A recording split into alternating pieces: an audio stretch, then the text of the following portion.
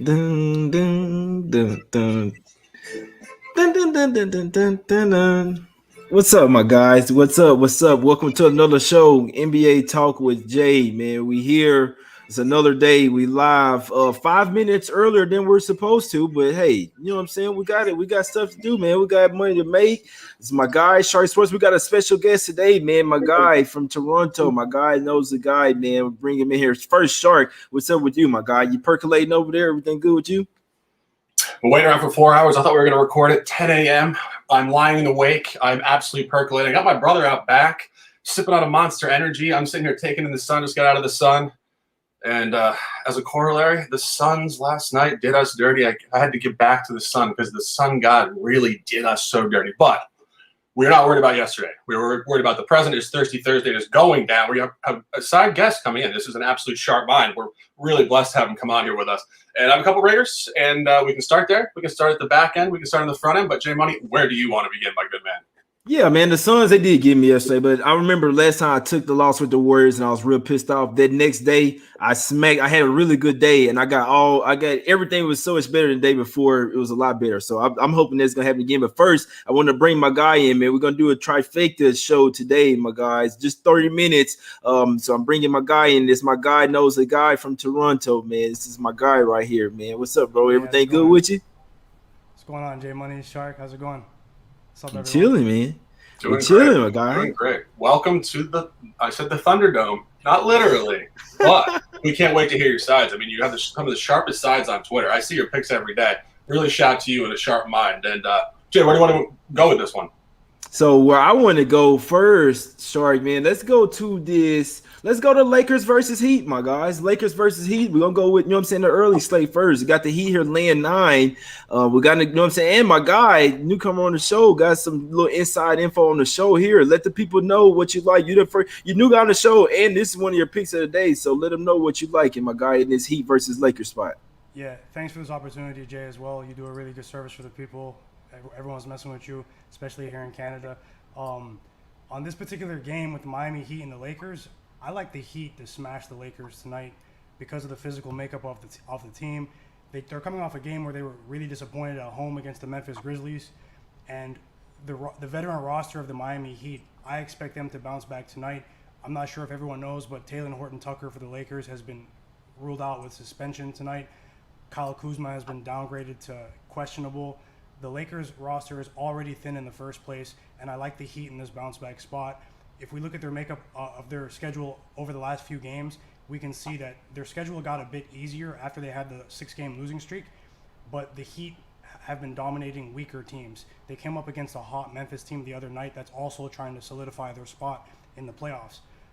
So I didn't expect the Miami to lose the other night, but because they did, and just listening to them after the post-game conversation, I expect them to bounce back tonight and cover the 9.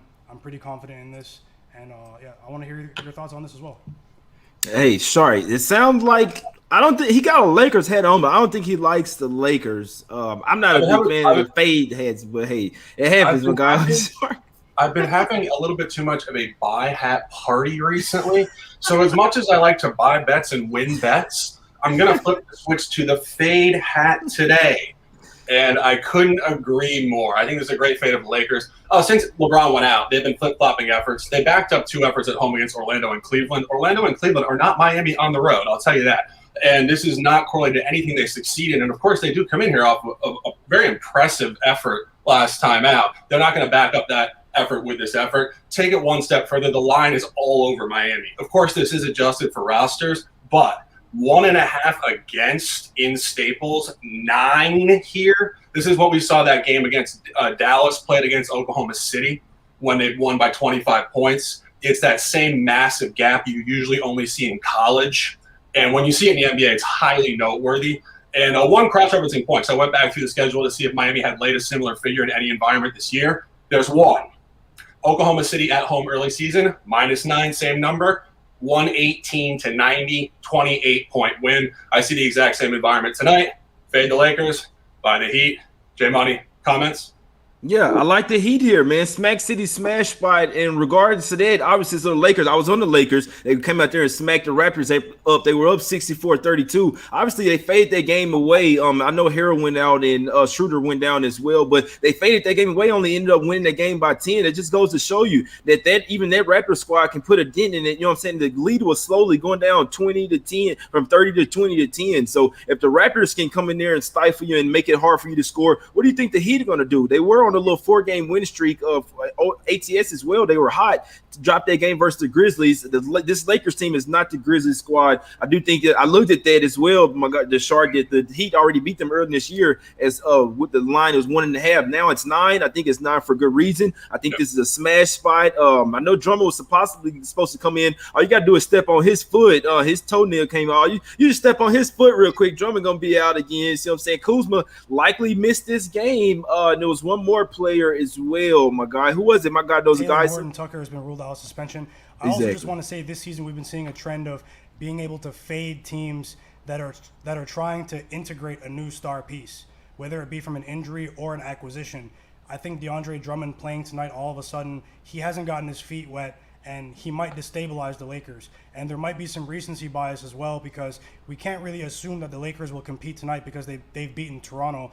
I'm a big Toronto Raptors fan, but I've given up on my own team. Recently, we've lost 16 out of 20 games, so we can't really assume that the Lakers are just in the game tonight because they smashed the Raptors the other night. It doesn't add up to me. They're not the Grizzlies, and I agree with you guys completely.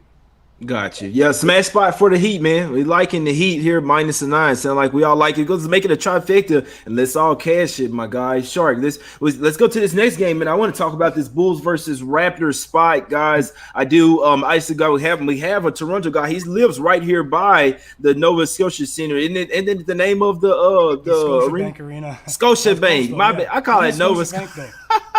He doesn't live in Tampa? He doesn't live in Tampa? What's going on with that? Come on. Nah, he doesn't live in So look, the Raptors playing in Tampa right now, but their actual arena where they, you know what I'm saying, where they celebrate championship and all. But yeah, so they're playing in Tampa right now. But yeah, obviously we know where home is. But regardless, this line was at 1 last night. Obviously got smacked up to 2-3 rather quickly. So even this morning, up from 3 to 4, 4.5. You see some sharp side coming back for the Raptors here, Shark. Real quick, I know me and you haven't talked about this game. I know it's a total fish spot for the Bulls here. I can tell you that, I obviously do think that the Bulls will start to cluster some wins. If that's what they've been doing, I think they'll win today. Obviously, you hate to lay points with the Bulls on the road, but I do it against this Raptors squad. You just confirm the counterpoint to taking the Bulls. You don't want to lay points with the Bulls on the road. And take it one step further. The Bulls do play in and out of very specific windows. They play efficiently on the road in the division against Indiana and Detroit. They don't play well against Milwaukee. They play well on the road against the Pacific Division. They play all over the grid against everybody else. When you look at the Southeast here, right, you go early season. They were 2-0 against the spread and straight up against Washington with 2 outright wins. However, the line didn't matter. Washington laid 5.5 points in the first one, and then they laid 7.5 in the second one, and the Bulls still won. They didn't take it a little bit later in the year. They went into Orlando and played 2 games, and this is where the problem exists for this game tonight. Of course, Toronto is not in this Southeast Division, but they do play in Tampa. It's environmental, energies we always talk about. When they went to Orlando, they were favored twice, and they lost the first one emphatically and then bounced it back.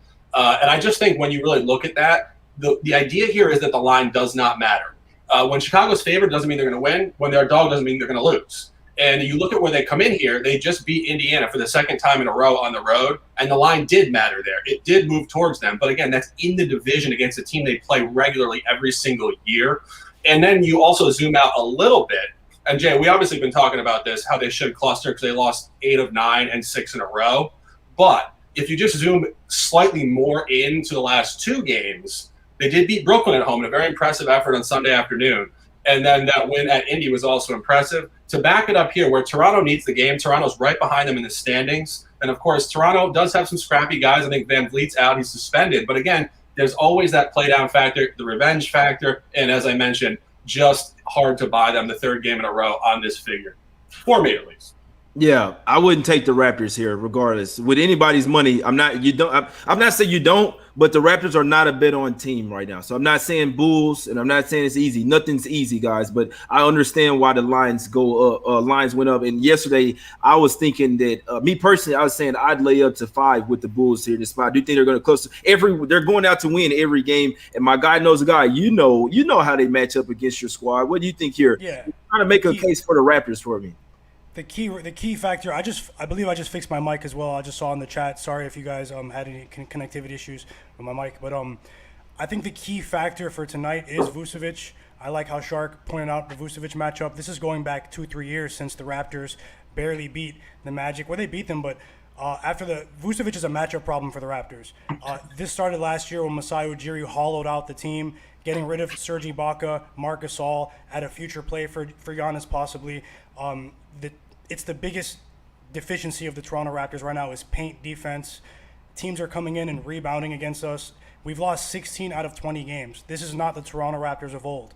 We are now an auto-fade team. We're in the bottom of the barrel. In a night like tonight, the only thing that gives me pause is that I believe the Bulls do have to prove that they can be road favorites on a consistent basis.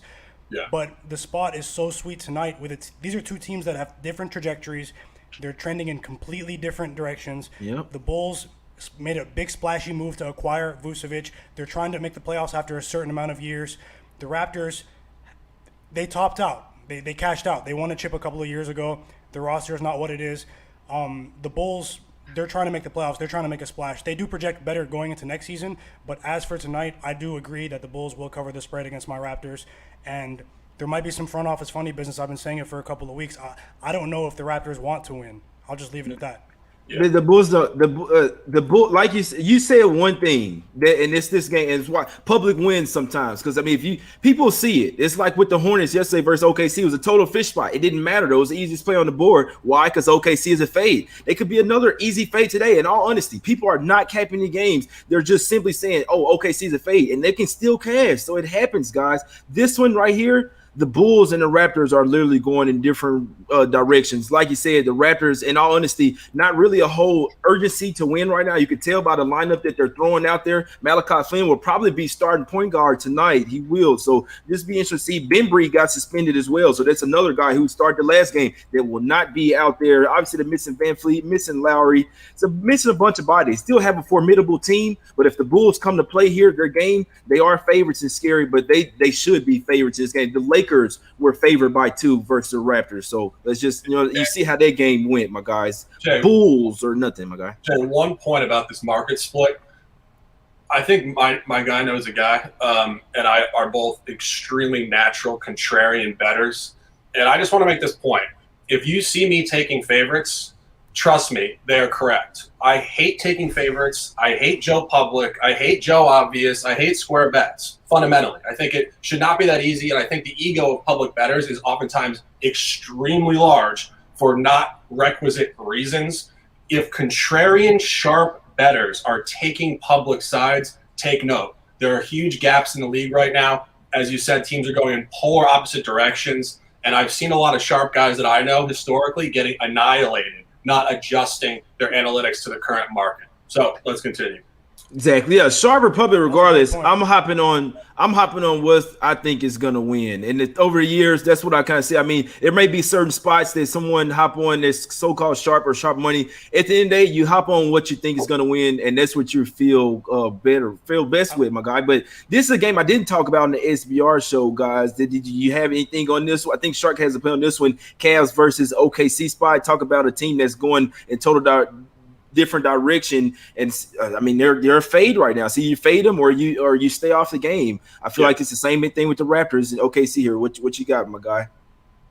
Yeah, and again, last thing I'll say about that Chicago game, there's just too many counterpoints with Chicago not covering the correct numbers. And I trust Vegas, but if Vegas misgrades them so frequently, that's where I can't take this game. However, Cleveland, on the other hand, this is a great number. Open to 2.5, 3. This is off of a 16-point blowout loss to Oklahoma City at home. We always talk about this. When you see the road revenge game, it should come the other way. This is bumping up 3 points. This is the exact same environment that we saw with Charlotte yesterday, actually. It was the road revenge game with the line jumping hugely to the road opponent. And you look at Oklahoma City, they're on a 3rd and 4 back-to-back. They have been inconsistent this year in back-to-back. Sometimes they show, sometimes they don't, but they're really cratering now. And one really nice cross-referencing point, just like I was able to plug the Miami game at home against Oklahoma City, 28 points on a -9. What you look at here, you find Cleveland at Houston. Same division, same type of like floundering roster before Houston got Christian Wood back and they found him a little bit. They did win by 11 points. At a +3, the -3 here, it's showing even more strength. I think Cleveland wins this game between 10 and 12 points.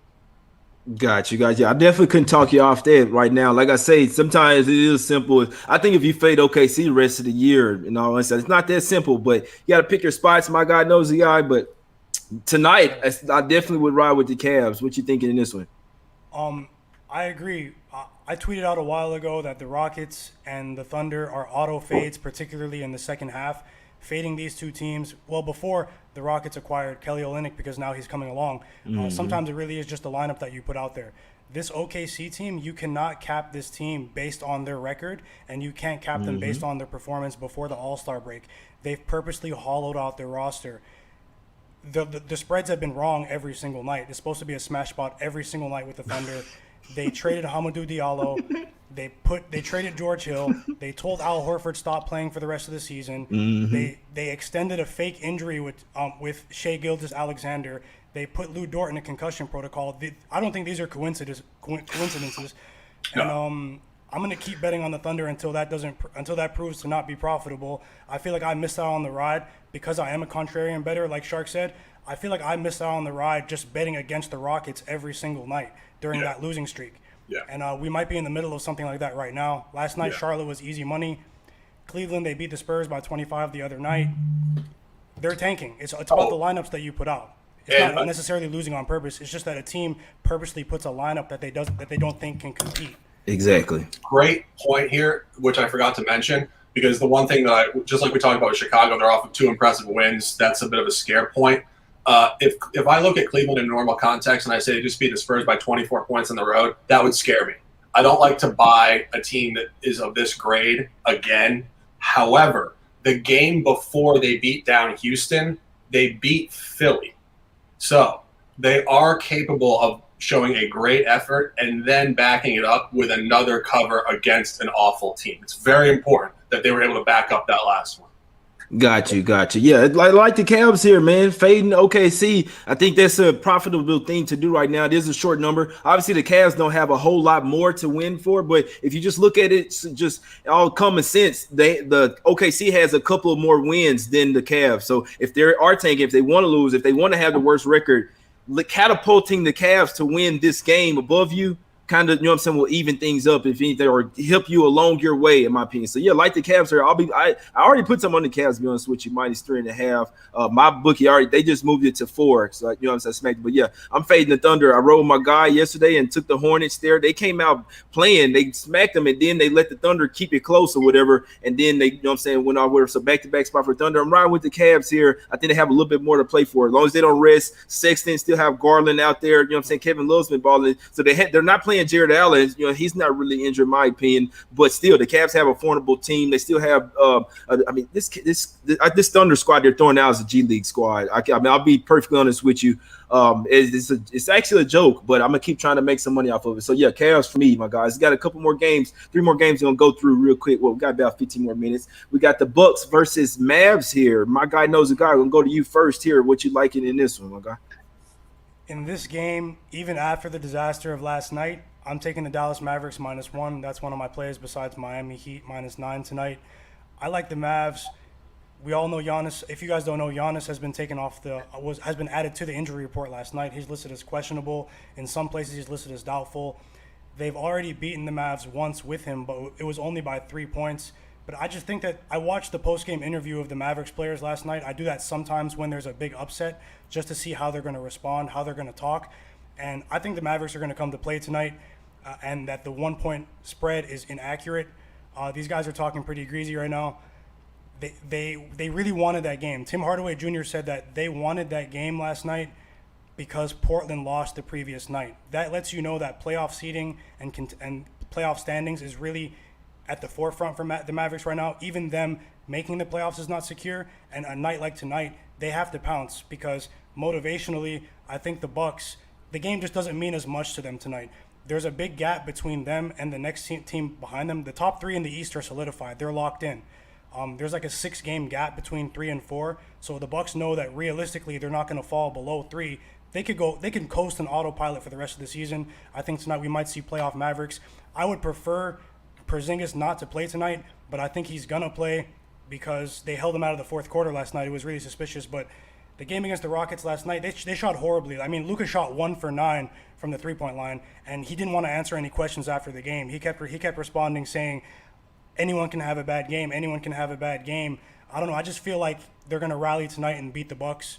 The Bucks, yeah, that's my pick. Dallas Mavericks -1. I couldn't talk you out of it. With them resting Giannis definitely shows that it's not necessarily they're not super motivated for this game here. PJ Tucker will be playing as well, Shark. You got the third fade hat on today, my guy. What you got? Yeah, I forgot to put the other one on because I was just so overwhelmed talking about the Cleveland Cavaliers on the road. But when we really come in here, Dallas at -1, I don't think is misgraded. And I don't think that is a bad thing. It is strongly graded. Milwaukee laid 8 points to this team at home. That's a 9-point jump. That is huge. So trust me, this is strong for Dallas. And it really connects with what they do at home. I mean, they play great at home. They play well in revenge games at home. And I give you 2 reference points here.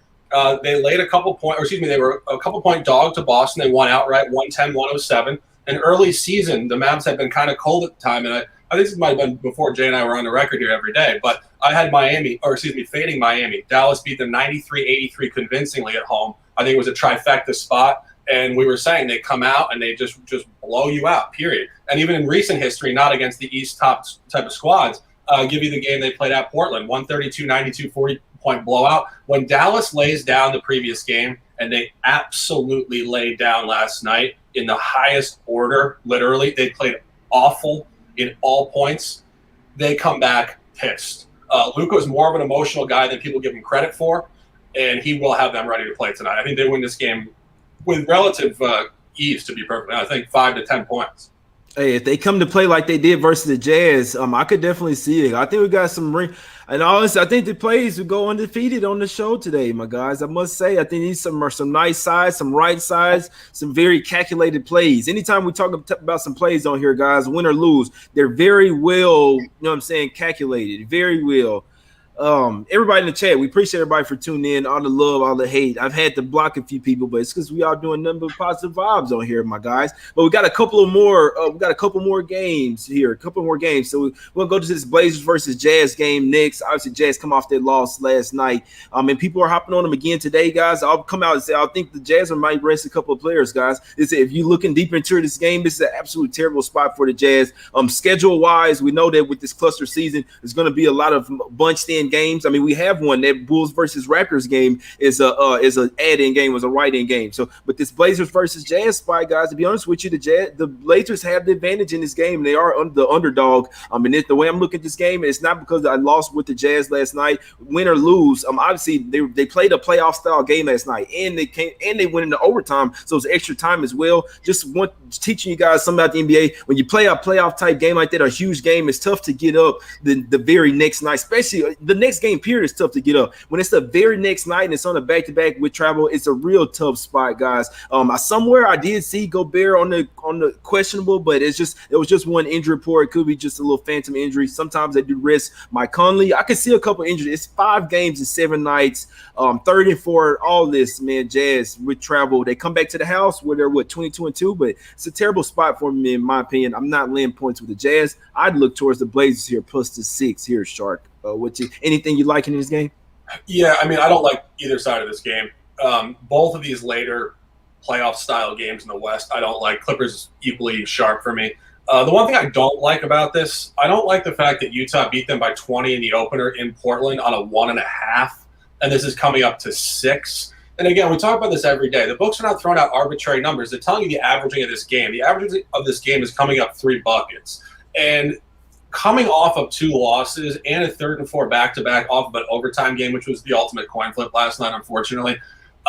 If Vegas is throwing out this type of number for me, I would lean Utah. But all your points are fantastic. I mean, obviously, Portland off of a really insulting effort in the opener, not indicative of this environment at all. coming in here and catching them in a fatigue spot. It's really hard for me to sanction any sort of official play on this game. I understand. I could definitely understand that. Real tough one, man. Obviously, the Jazz are a tough team to figure out right now. Are they going to keep it balls to the wall, or are they going to kind of falter and kind of see that they need to maybe rest up? I mean, because if you're not going for a regular season record or anything like that, maybe it's time to kind of start rest some guys for it. I mean, you're going to be the top. I mean, come on now. What are we doing? You come on now. You're going for regular season trophies now. My God knows a guy. I think they should rest. It's not obviously I want them to rest a couple players, but I think they should take it easy tonight, my golden nose guy. Do you think they go balls to the wall versus this Blazer squad? If there's a night that I would fade the Jazz, it would be tonight on the first game going back home, especially after last night. Last night I had the game going under. I thought we were going to get a playoff type game. That's what we got, but the overtime has me leaning towards the Blazers in this game. I've been making a lot of money taking the Jazz at home this season. But it is 5 games in 7 days, and you have to ask yourself at this stage in the season, motivationally, is this the same Jazz team that we saw in February? Is it the same team that we saw at the beginning of March, or have they regressed? Or another question to ask is, what is their motivation? Because they're keeping the top seed. It looks like.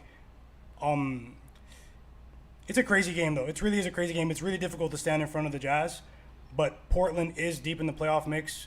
They may not have the horses on the interior, but if we get someone to rest tonight, they can stay within the number. And the Jazz, you never know. Teams in the West, especially in the middle pack, they may be looking at the Jazz as weak. I don't think many teams respect the Jazz at the top of the West right now. The line is telling. I thought the line would be closer to 9. I think they're factoring in the lack of rest. But we may see Gobert, Mike Conley. You never know with the injury report. Let's stay tuned on this one. But I do like the Blazers, but I may stay off this game. If Nurkic is in, I'm on the Blazers plus the points for sure. If Nurkic is in, I think the Blazers will win this game straight up, regardless rest or no. I do think, me personally, I think the Jazz will rest at least one player. But regardless to that full squad, this is a sleepy spot for them. This is a necessary. Their motivated spot was last night. They did lose, and I'm sure they're going to be pissed. They don't want to lose 3 straight in a row. They've coming off a couple of losses. Regardless, motivation-wise, getting up for this game, like the Blazers are going to be up for this game as well. They just got their ass kicked as well. They are the underdog. Everybody's looking at the Jazz to beat them to prove themselves. It's a measuring stick for everybody. I think the Blazers come to play tonight. I think Nurkic, who sat out the last game, who's questionable, I think he'll play. I think the line will move even more. It opened at 7. It's already down to 5.5. I could see it move even more. I think this is a Blazers spot, guys. 5 and 7. I'm really always comfortable, especially when I'm traveling there. I'm always comfortable fading that spot, to be honest with you, especially when that team's laying points. Closing words on this one, Shark, before we got one more game. Just 1 point on the line. Take the numbers and the letters off the uniform. 38 and 13 overall at home versus 30 and 20. So that's a 15 gap and a 10 gap. 6 points is very well averaged. It shouldn't be 9. Trust me. 6 is right on the number. And when you look at the game last night that I was thinking about when you were saying that, the Knicks game at Boston, of course, that game was literally an RJ Barrett prayer 3 away from being a Boston cover. I really think when you look at this game, of course, it's totally different conference, totally thing. But again, this is just the numbers of it. I think this game, -6 Utah, will be an absolute sweat on this figure. Got you. Yeah, and I mean, like I say, I can see a bunch of people. I do think we'll be if the Jazz, they showed that they were vulnerable last night. When they're not hitting the 3 ball, they'll lose. It's that simple, pretty much. Oh, yeah. The Blazers, that team that was playing terrible defense, not necessarily the same squad. And we can't forget that they got a dog, Norman Powell, over there, another wing guard. Now you can put Derrick Jones Jr. on the bench. You see what I'm saying? This Blazers if they get Nurkic in here, they're gonna win. I don't care what nobody says. If Nurkic plays in this game and their full squad coming off their largest opponent, the Clippers, I think they're gonna beat the Jazz. They have a major rest advantage here. I know it's in Utah. They're only 22-2 at the house, but this is a terrible spot for them, guys. I'm not laying points with them here. On that one, keep in mind, keep your eye out for the teams that have not solidified their playoff position, especially this month, because of the shortened schedule. Every win is not worth a win. They're worth more than a win. That's up for you to decide, but exactly. Every win is that much more valuable in a 72 game season. The Blazers, This game means so much more to them. Exactly. More motivated spot for the Blazers for sure, my guys. One more game before we get out of here. I have to go get a haircut. To be honest with you, I have an appointment at at 2 o'clock in 30 minutes. So I got to get out of here. I'm not on the Clippers right now, but it's Clippers or nothing for. I don't want the Suns. They've looked like possibly the best team in the what's called right now. They are getting points. They are coming off a very big game, in my opinion, and they win the overtime. So I think it sets up well for the Clippers here. Money's coming in on them. I do think this will be a contrarian fave, but it's Clippers or nothing for me, guys. The last thing I'll say about it, but it's not official for me. My guy knows the guy. Anything you like on this one, real quick? Okay, last night I fell flat on the under in the Jazz Suns game, but it was because of the overtime. I think that when the Suns play formidable opponents this season, that they've been able to impose their will. I think pace-wise, it's going to go the Suns' way. I don't have a pick on the side in this game, but I do like the under in this game. A trend that I've been riding over the last 3 seasons is that when two teams that have an above 600 win percentage play each other, I tend to go under. It sounds backwards because usually you think fireworks, a lot of scoring when two teams are playing, but if the Suns are able to impose their will tonight, which I think they will, they're a cover machine. They're attempting to be one of the greatest regular season covering teams of all time, percentage-wise. Then I believe the game will go under the 222.5 total. And that's my pick on the game, the under. Got you. Like it. Shark, real quick, my guy. Anything you liking on this? You said you didn't have much on this one, right, Shark? No, the only thing I like about it was this hat selection. I just thought it looked good, so I thought I'd put it on. But my God. Other than that, we had a 3.5. I believe we have a 5.5 here on the road. It was 3.5 Clips. They won by 5, 1 bucket. I think you'll see a similar environment. I said it yesterday, and of course, my guy knows the guy. I'm dearly sorry you lost that over play yesterday. That was a horrendous beat. That was way under. That was literally like a 1980s playoff game, that whole game, and then it just, of course, sparked late and went to overtime. It was a horrendous beat. You have nothing to apologize for that one, I'll tell you that. But I do think, again, it was a sharply graded line. And I made the comment yesterday about that game that I thought the overtime element was really crucial there on a 1.5. And they had gone to overtime twice against Denver, et cetera. But I think when you cross-reference that with this, again, these are deep in the playoffs, really efficient groups here. I think it's going to be very sharp at 6 again. 3.5 to 6. I think you're coming right in on that number. I think anybody betting this, of course, national game TNT, 10 o'clock, I'll be watching. Get ready to sweat another NBA game here. Got you. My guy knows the guy. Break him off with your official plays, my brother. It's your first day on the show, so I'm sure you're going to have some luck. What you got? Hell yeah. Thanks. And my plays for today are Miami Heat -9. I had 8.5 earlier, so maybe you can buy a point. Dallas Mavericks -1, and the Suns Clippers under 222.5. It's 3-0 right there. It's bangers. 3-0 right there. Shark, what you like, my guy? Miami -9. I think bloodbath, 25-point win. Dallas -1.5. Revenge game at home for Dallas off just an absolute disgusting effort last night. And Cleveland traveling in the game of the day. Should be national broadcast. Oklahoma City hosting Cleveland. I think everybody will have eyeballs glued on that. Maybe not, but their wallets certainly will be. -3.5 Cleveland, top 3 for me. Jay, close them out. My Heat -9, guys. Let's go, man. Smack City smash spot over the Lakers. Heat -9. We're gonna smack them up. I am riding with my guy. These are just personal plays. I'm riding with my guy Shark on the Cavs. Those last 3 personal plays. If we lose them, I hear anyone think about it, guys. I don't want to hear anything. I'm sorry, man. Those are personals. I'm not even posting on Twitter, but Heat. Let's cash, my guys. Heat. Got to get out of here. I do have to go get a haircut. Lean Clippers, but I hope they blow the shit out of the Suns, but I'm not taking it official. But, yeah, guys, keep an eye out for Nurkic. If he plays for the Blazers, Blazers will be official for me, and I'll post it on Twitter as well. So, waiting on Nurkic. I think he'll play. I think we'll see a couple guys out for the Jazz. 5th and 7, the Cavs. So we fading OKC. I'm always down. Fading the Raptors right now. And riding the Bulls. I am from Chicago. Is what a lot of people say, though. So let's cash today, man. Miami Heat. Not too far from my guy Shark at Sports, man. Let's cash. The sun is out there. I got my sunglasses on. We finna get out of here. Appreciate you, Shark at Sports. Appreciate you. My guy knows a guy. Let's cash today, guys. Let's go. Undefeated. Let's cash every single play. I really appreciate everybody for tuning in. Hit the like button. Please hit the like button and subscribe. And we gone, my guys. Back tomorrow.